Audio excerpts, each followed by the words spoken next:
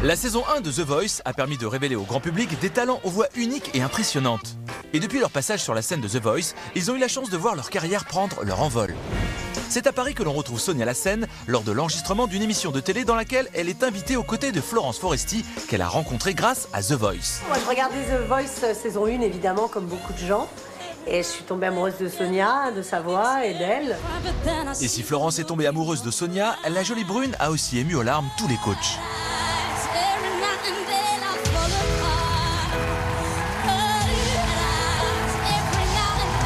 Mais le plus important pour Sonia, c'est d'avoir trouvé la foi et l'envie de faire de la musique grâce à The Voice. Avant The Voice, j'avais un petit peu lâché la musique. Et quand je me suis retrouvée sur le premier plateau à faire le Bonnie Tyler, ça a été un tsunami pour moi.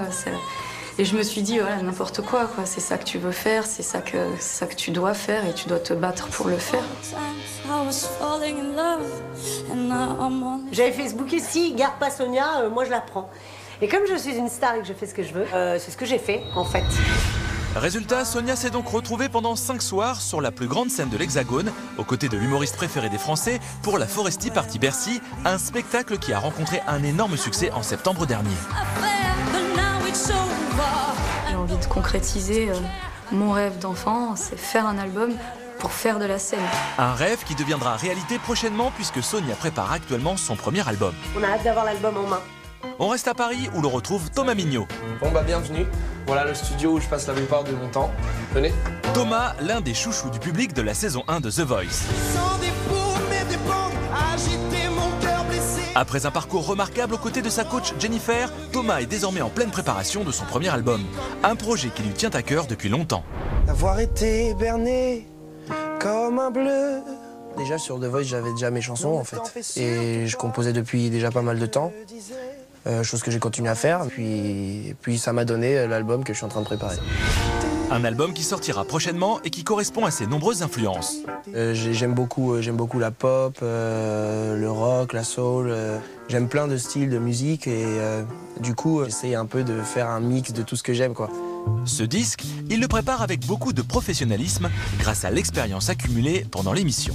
Ça m'a vachement appris quand même de passer à The Voice parce que je pense qu'aujourd'hui, comme école, je vois pas mieux que de passer devant des millions de téléspectateurs et d'interpréter quelque chose, quoi. Une formation grandeur nature qui lui permet aujourd'hui d'envisager l'avenir avec sérénité. Moi, je suis carrément prêt pour commencer ma vie d'artiste et j'espère que les gens suivront aussi. Et voilà, je suis là, je suis prêt.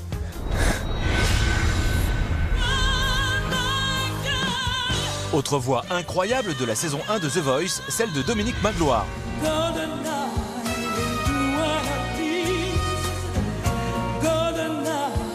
Tout le monde se souvient de la diva coachée par Florent Pagny, qui a atteint les demi-finales de la compétition grâce à des prestations phénoménales.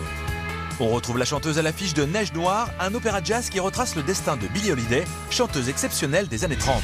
Dominique y tient le premier rôle et bénéficie pleinement de l'effet The Voice qui lui a permis de vivre des expériences très enrichissantes. Il m'est arrivé des milliards de choses, j'aurais jamais cru que c'était possible, une chose comme ça. Tout s'est accéléré en fait. Après le Voice Tour qui s'est terminé en apothéose au Zénith de Paris, la chanteuse lyrique a entre autres collaboré avec Amaury Vassili, jeune artiste au succès fulgurant déjà récompensé par 2 disques de platine. Un mélange de musique classique et de musique moderne, et on a chanté tous les 2 voix lyriques, donc c'était intéressant à faire.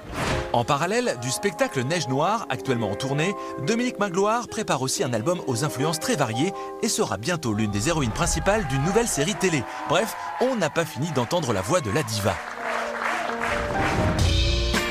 Direction un studio d'Orléans où Atef a choisi d'enregistrer son album. Richard ? Ouais. Lui aussi garde un souvenir très spécial de son passage dans The Voice.